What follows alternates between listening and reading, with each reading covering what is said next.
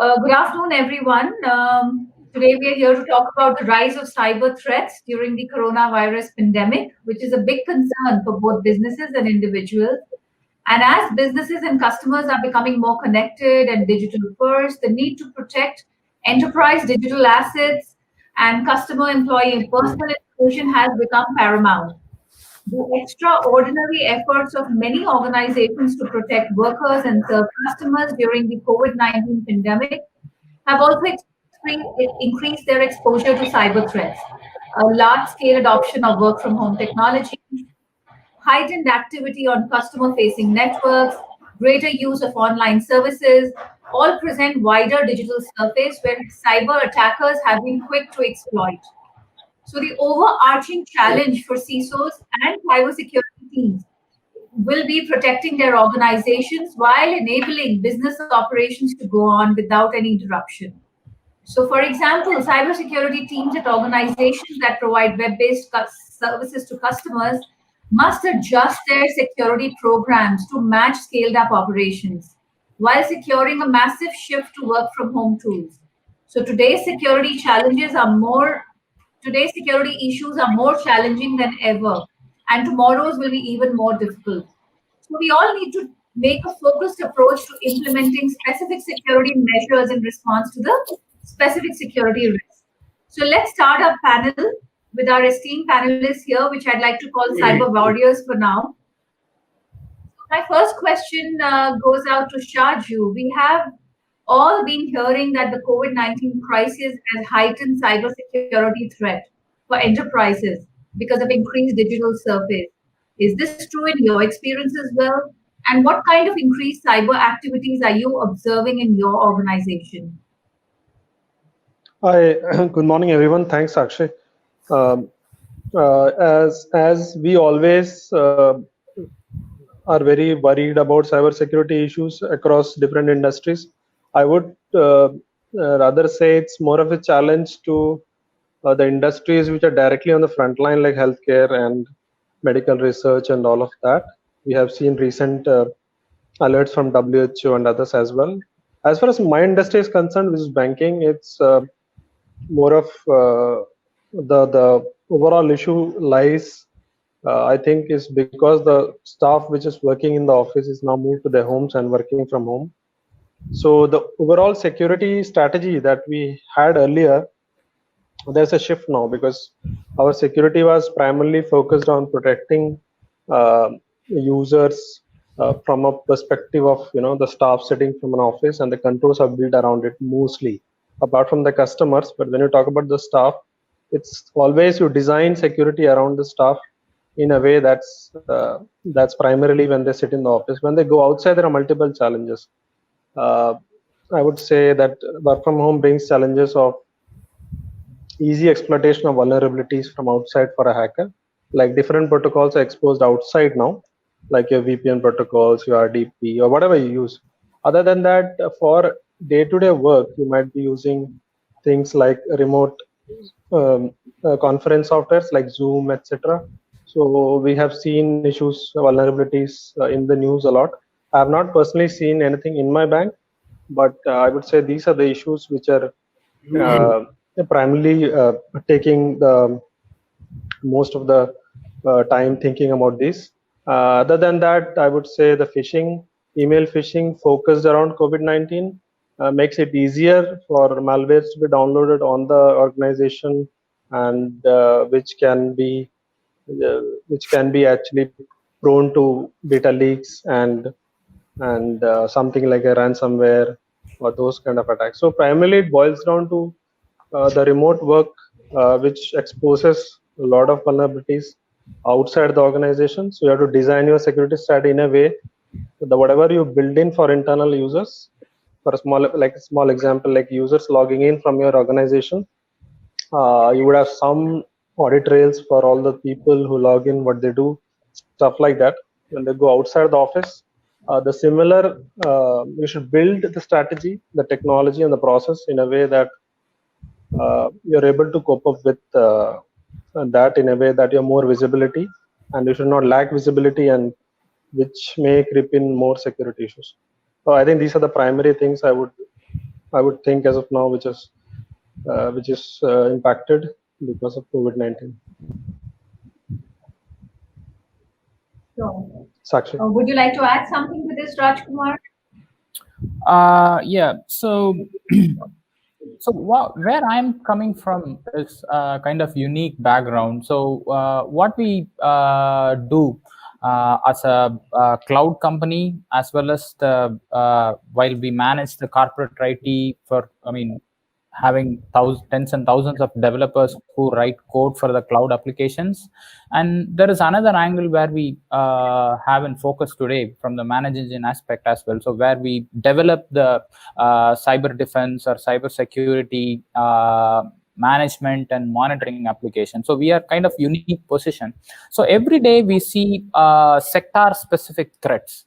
So I would say, like, if you take ManageEngine, where we have SIEM kind of tools, the COVID crisis is clearly targeting the specific vulnerabilities that are found in the libraries that are used in the specific softwares.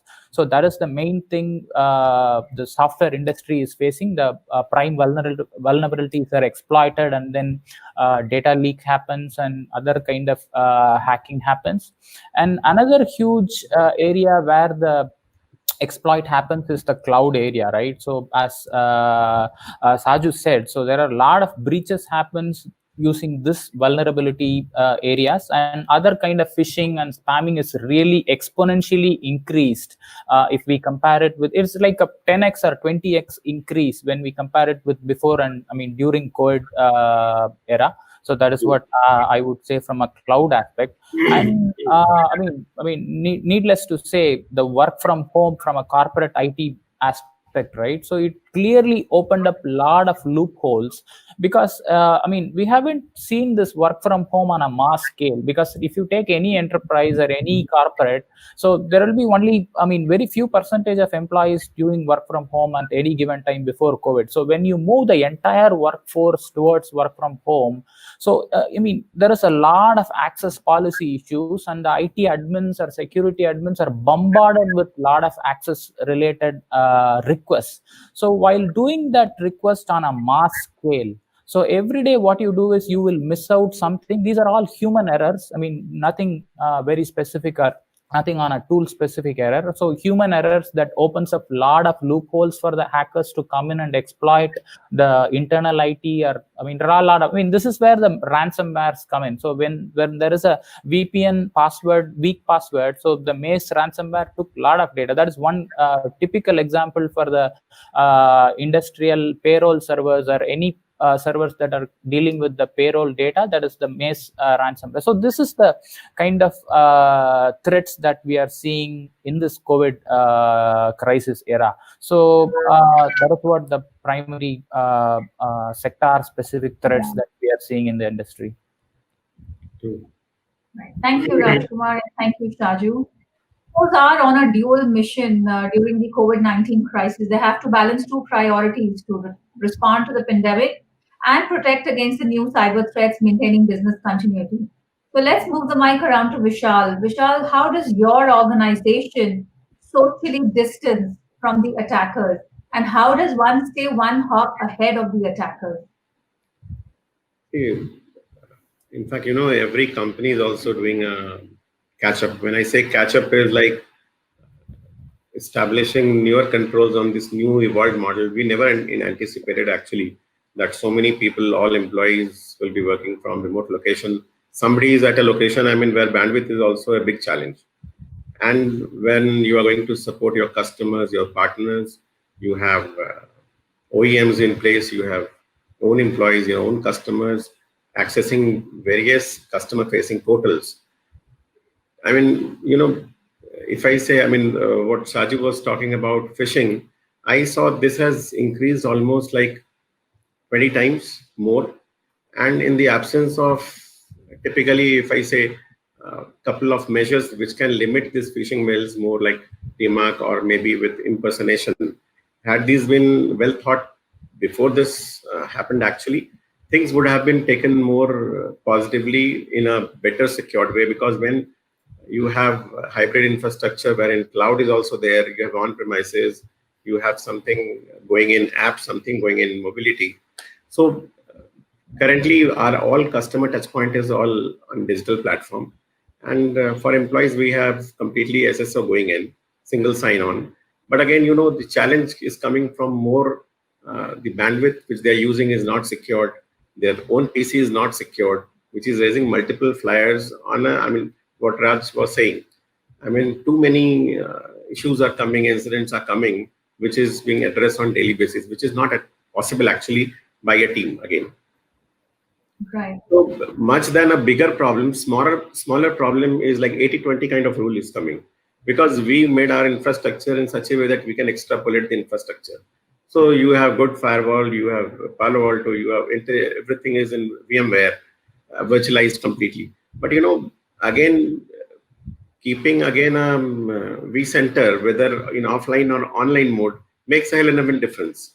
So challenges are there, but even companies are readjusting their position, thinking on their operating models, what is important for us. So I'll connect this with business continuity and resilience both, because we never anticipated this model, and it's a hard lesson coming out of this period. We also don't know how long this is going to continue, and maybe some strategic decisions might come out from a cost angle also, that some set of employees need to work from home or maybe from their location if their location are still infected and they are not in a position to work out. So I see this challenge will still continue, but the more problem is from the user side than actually from the infrastructure side. Right. Thanks, Vishal. So business as well as cyber resilience has gained a lot of focus in the last few months. Yes. And addressing these diverse and sometimes competing needs at once won't be easy. So let's carry the conversation ahead. And Vishal, what are the steps that an enterprise should take to make itself more resilient in the cyber ecosystem? See, if you see the proliferation of cloud, or if you say IoT, or where you have allowed your employees to use their own device, their own mobile sets for accessing the emails for company data or maybe document management system. We are in process for this conditional access should be there, and contextual communication with company employees or maybe the third parties should be put on some controls. More dynamic authentication method should be in place to protect the data of the company while people are working from remote locations.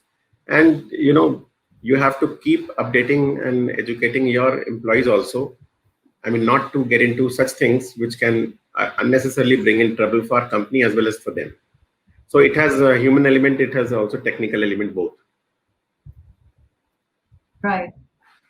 Sure. Thank you, Vishal. I'd like to remind the audience to keep posting your questions on the right side of their page in the Q&A section, and we'll pick it up as we move along. So moving over to Shaju, we've seen a surge in the ransomware attacks during the recent time.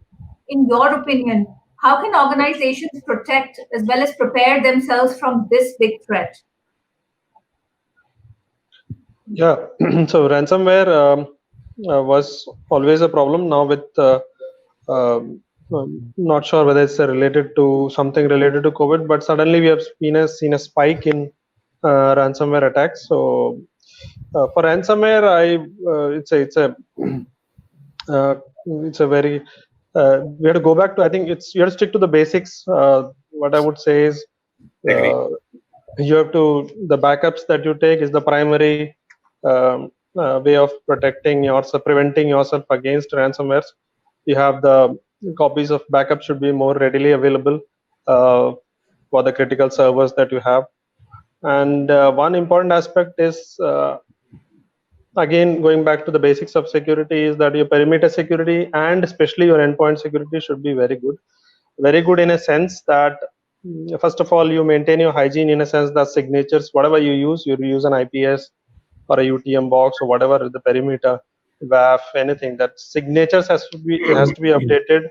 IOCs have to be updated. So so it gives you an edge at least till date whatever is available as a prevention, we have applied on our perimeter security level. Then coming to endpoint should have, as you know, in last 2-3 years, it was security prevention has moved more towards endpoint. So because there have been evasion techniques which can easily be done on network sandboxing and other solutions on the network, but then it comes to endpoint, a normal AV or that we use, a traditional AV may not help. So you should have something which is more capable of identifying 0 days, in a sense that whether it's a file based or a memory based or something which I'm not going to product specific, but there should be something which we should have the capability of preventing stuff which is which can be looked at the memory itself, can be blocked at that place, or once it comes to the operating system, we can block it by understanding the pattern of it. And on top of that, if you have a good threat intelligence by which you receive a good level of IOCs, then if you implement that, keep scanning your network for hashes, and you keep your house in order, I would say, with the latest technologies in place, at least on these layers, I think you will be good. And other than that, basically the ransomware by itself, in most cases, it's there are signatures available. There are by most of the latest security products. The problem lies in not keeping updated your softwares with the latest signatures and IOCs, I would say. So I focus more on the security essentials and basics. It's like any other virus, which is in a different form and which do more damage. So we should be careful in ensuring that the overall security practice is working and it's maintained in a good shape.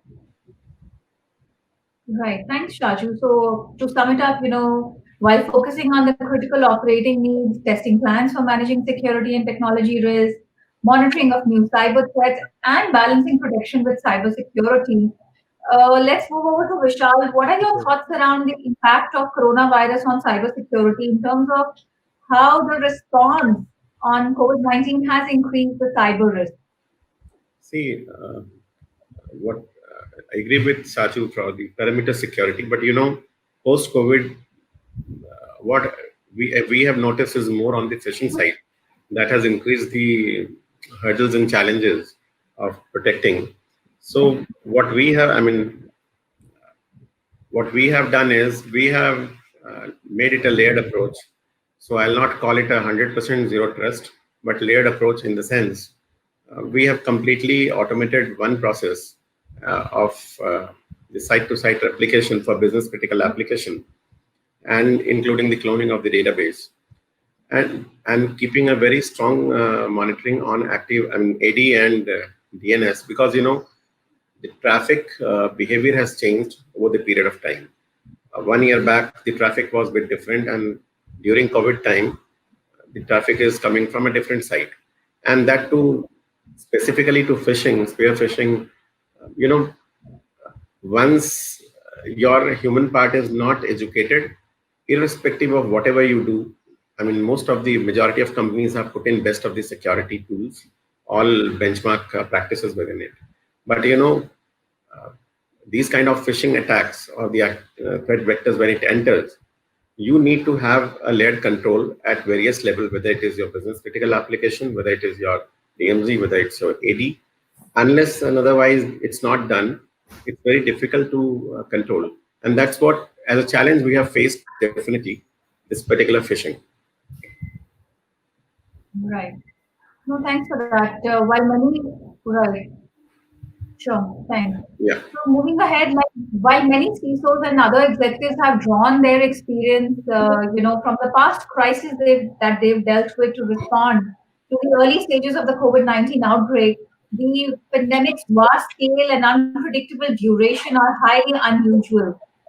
Can you share industry-wide point of view of the types of security incidents before and after COVID-19? And this question is open to the entire panel, whoever wants to take first, because we have a good variety of industry view. So See, we anybody can technically take this on. we fall into financial services, more specifically into auto lease business, and we are positioned among some top 5, 6 companies in India. So the primary business is again related with, we have multiple partners in the business, right from client acquisition up till the delivery of the vehicle and up till the entire life cycle of the asset. When I say asset, we typically go into the auto lease, which is the car. So more on the leasing of the asset business. You know, every part of the business process is automated. I mean, threat intelligence platform is also built up to track the fraudulent part of the credit side, also built up. Algorithms are built up. But earlier the challenges were more of technical nature. And I mean, post-COVID, the challenges is technical plus add-on ancillary services. Let's say some user or some employee is working on an unsecured network. I mean, it is impossible for any company to put a control on their house network. And through that, some threads are coming to your firewall. And you are actually looking into it that this threat vector is coming. But your time is also going at the cost of risk. So comparatively, we had lesser challenges before COVID, and post-COVID, the challenges are still not very high because going into virtualization and keeping a lot of things offline at the same time, the core applications are still untouched. So we are not that affected by COVID technically from organizational standpoint. Right, right.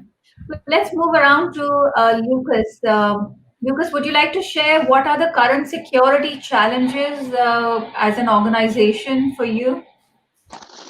Yeah, so basically, this situation was not prepared for us. Nobody have clear working home policies and so on VPNs, because we are new organization, new bank, and we generally started to work from office. And basically, on one day, we need to deliver VPN solution to our all employees. So that was a little bit challenge to get that and to do it correctly.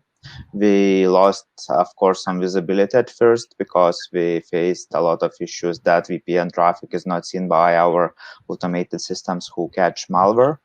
So we try to fix that as soon as possible, but we have few days that we didn't have any traffic until we noticed that people who working from home doesn't have anything showed up on our SIEM systems.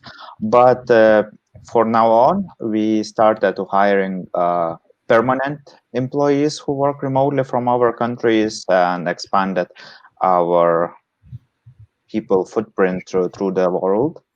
So that was a good change, fast change, and now on we focusing on our employees' education, because in my opinion, education is #1 thing to protect from cybersecurity threats. You can do everything, you can put best security options, but if the user is not educated, he will obviously get on the phishing hooks, he will try to download the malware. You cannot control that without education. So for now, we have strict training programs. So all new joiners who joining our organization have security trainings, testing, and after that we let in to work with us. So this is how the whole approach changed. Before that, you just go to the office, and the cybersecurity point was not that in first place. So you later on just have a tips, but now we just putting in a front training first, and after all you can access all your systems. Can you also shine a light? What are the enterprise security essentials for you, Lucas?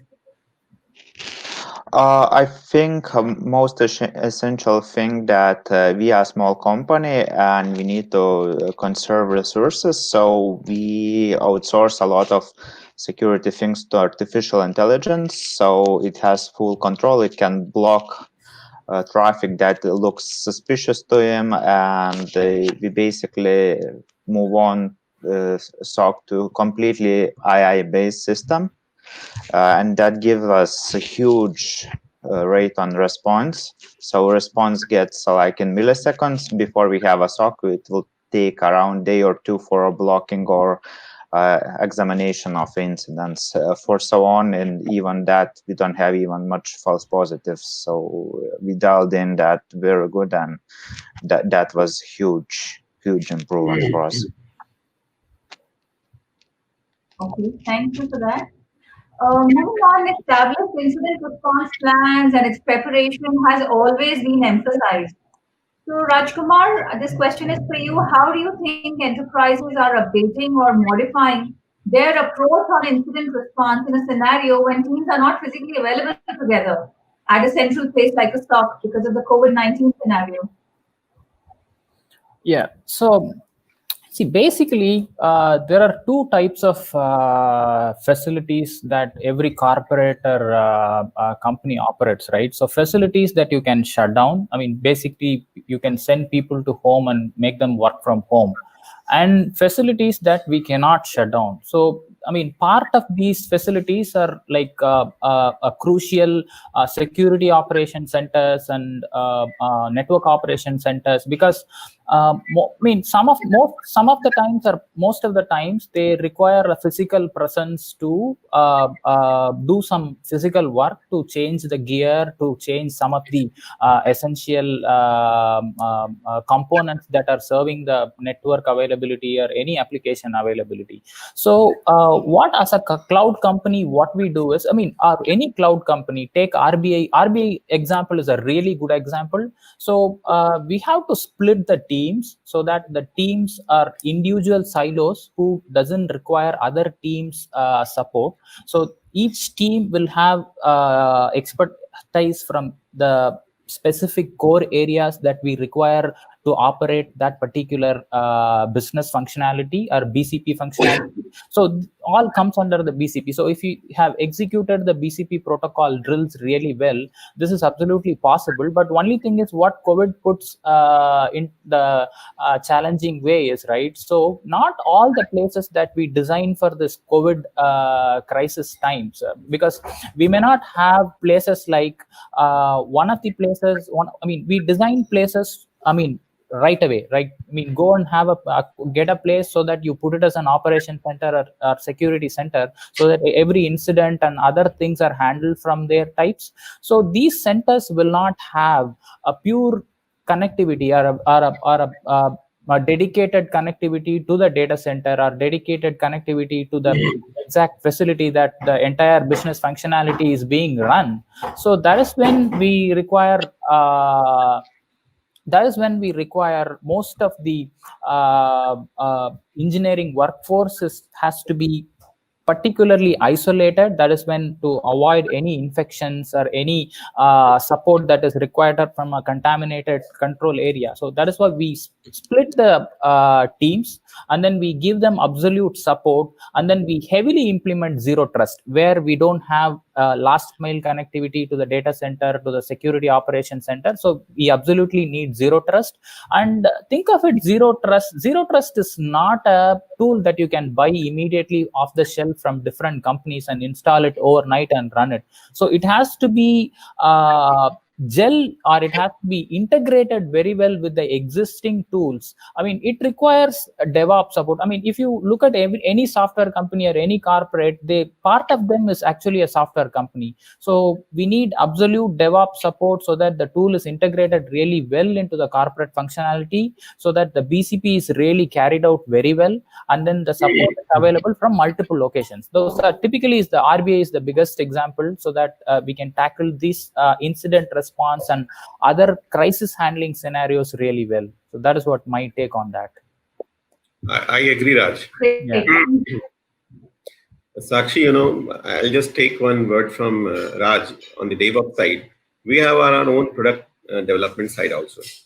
And actually, this approach has helped us not only to work on those products from remote locations, but also to run builds right from development server to production and moving go live. I mean, we have been able to automate it, protect it in a much better way than doing a completely manual activity. So I agree, Raj. Yeah. And So the zero- essential point is, so I mean, any corporate or any enterprise or any organization, they have to invest on the in-house DevOps or SecOps functionality. Otherwise, it is very difficult when crisis hits. I mean, times like this will test the integration and the homegrown expertise of multiple tools. I mean, making the tools work. I mean, it is not. Everybody will agree, right? Off-shelf tools will not work overnight. That is what. So if you have a solid team, you can crack the problem easily. That is what. Exactly. And as you rightly said, zero trust is not something which you can just take out of your drawer and you can just integrate it. That is very. It's a completely enterprise architecture thought process wherein you completely bind everything in one structure. Correct. And in our business also, the problem is we have multiple source of database, and lots of APIs also working in the backend, wherein these are different entities who are directly accessing. So authentication is going to play a very vital role in protecting us.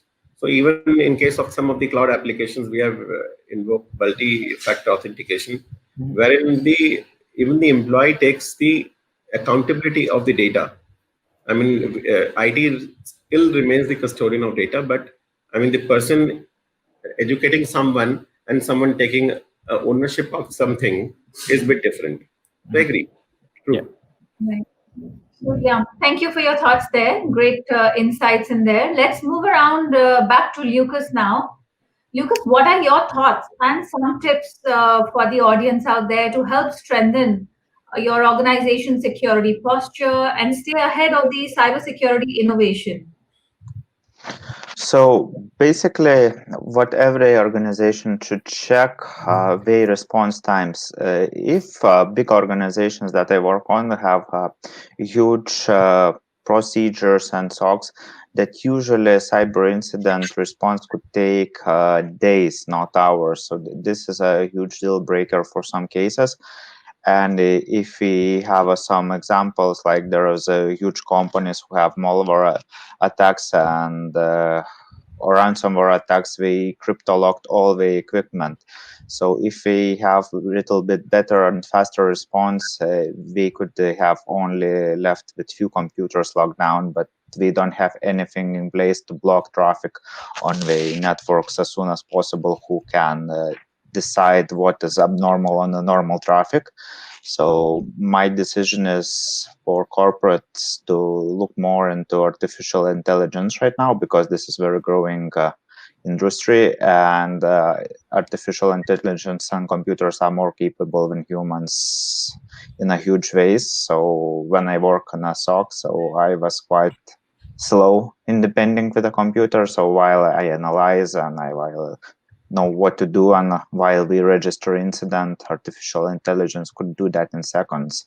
So I think now it's a good time for industries to look forward what is new on the market and take a look and try to put in innovation, and not afraid of innovations, because big organizations really like old products. They think if they worked for a long time, they will be still good.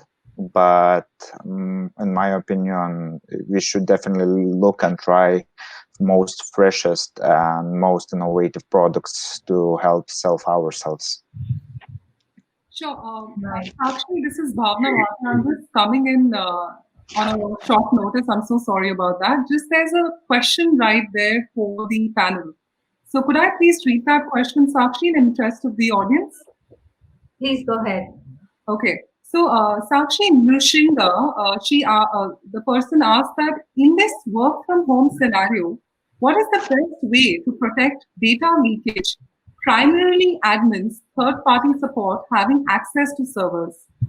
So Sakshi, could you please guide on who could take this answer ahead? I leave it open to the floor. Anybody could take it on. Please. Crossed his fingers first. See, basically, data leakage happens in, various verticals. So, if you have a data center and connect it through a VPN, the VPN policy, as a company, the VPN policy is evolved slowly. It is not like overnight you can have a, VPN policy which is absolutely secure, because you have to slowly block all the loopholes. It has to be a process-driven method. Otherwise, it is not possible to, when there is a work from home starts, and if you have zero policy about VPN, you cannot have absolute security over VPN. So it has to evolve gradually and then go to a level where you have absolute identification of any threat that is coming via VPN. And the biggest problem the industry now having is lack of inventory about whatever assets they are operating, because things are getting into, new technologies like DevOps, like take serverless computing in the sense, right? Most of the time, IT doesn't even know there is a function running on the cloud, which is serving some of your application functionality to the customer without any hardware that IT owns. So in that sense, the threat relies on the app. It is not on any infra, any access, things like that. So it has to be evolved over a period. So this involves this is like, you cannot give a very straight away answer to this question.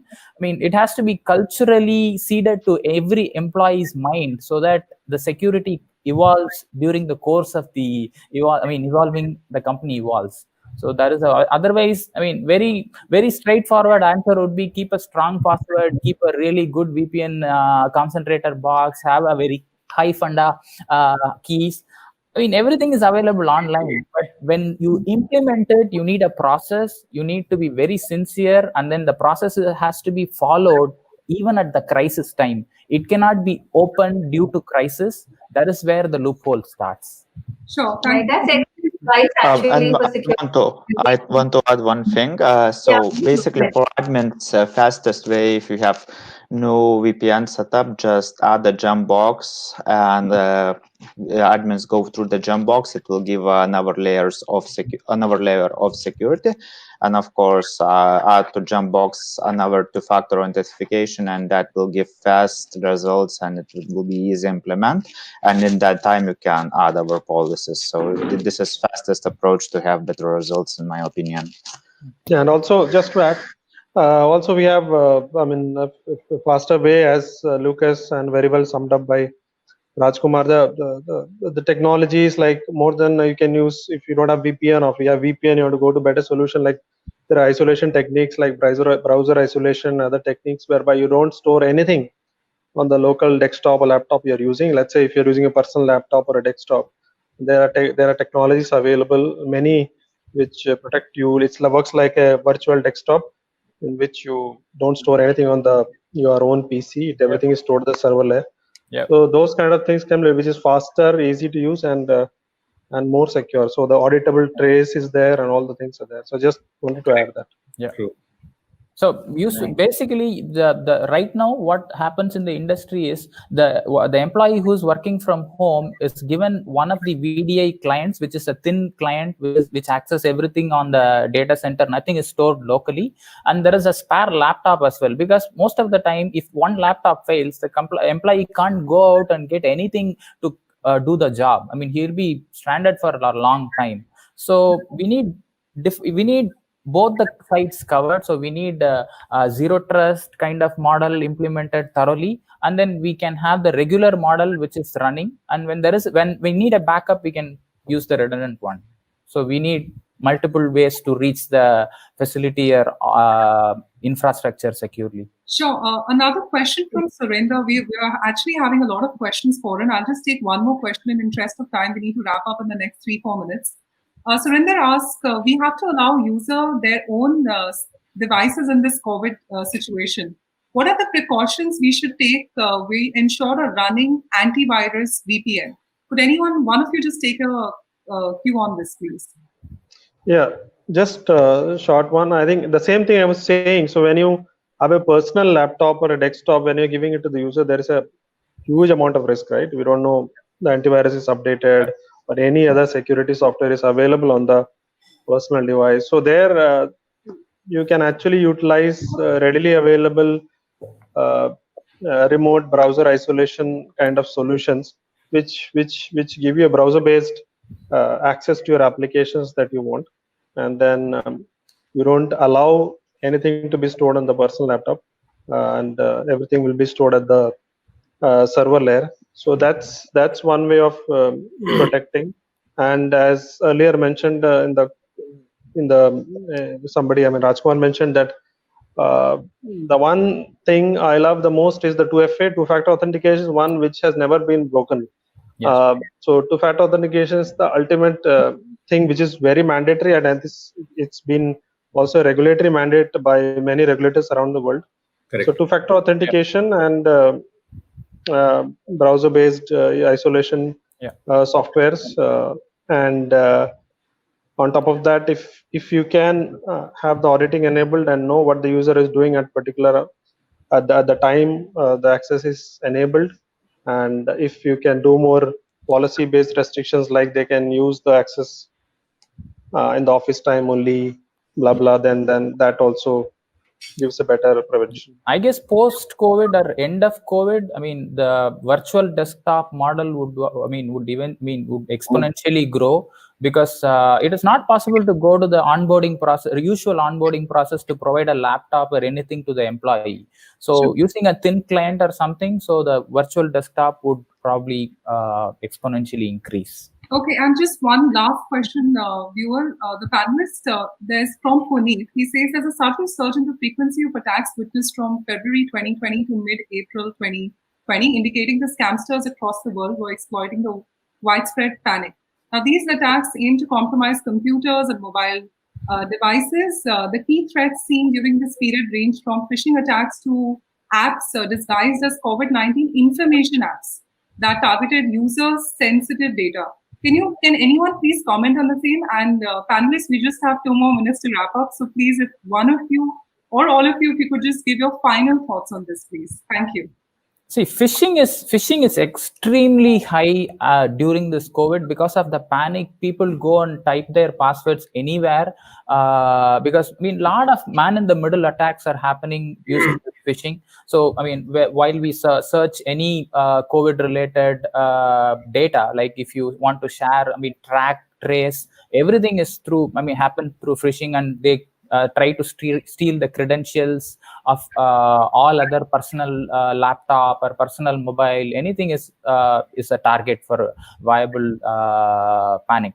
So anything that is sensitive is targeted right now, so that at a later time it can be exploited for monetary reasons or personal PII stealing reasons. Anything could be possible. So the safety measures has to be in place.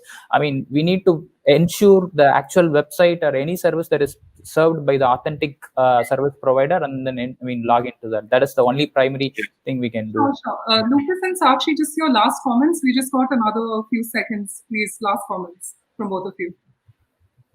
So yeah, Lucas, you can go first. Could you repeat that question, because I cannot hear it? I have a little bit interruption. No, you're just your closing remarks. Just your closing remarks, Lucas. All right. So basically, for the closing one, so I guess we really take a look into our 2FA setups. I don't know, by my experience, this is becoming a real default for every solutions. And for phishing, my company didn't seen as much because our phishing filters are enabled.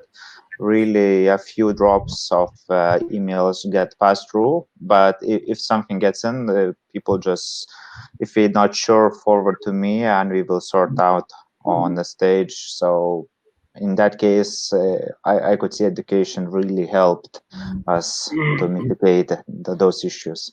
Sure. Thank you, Lucas. And just one last statement from you.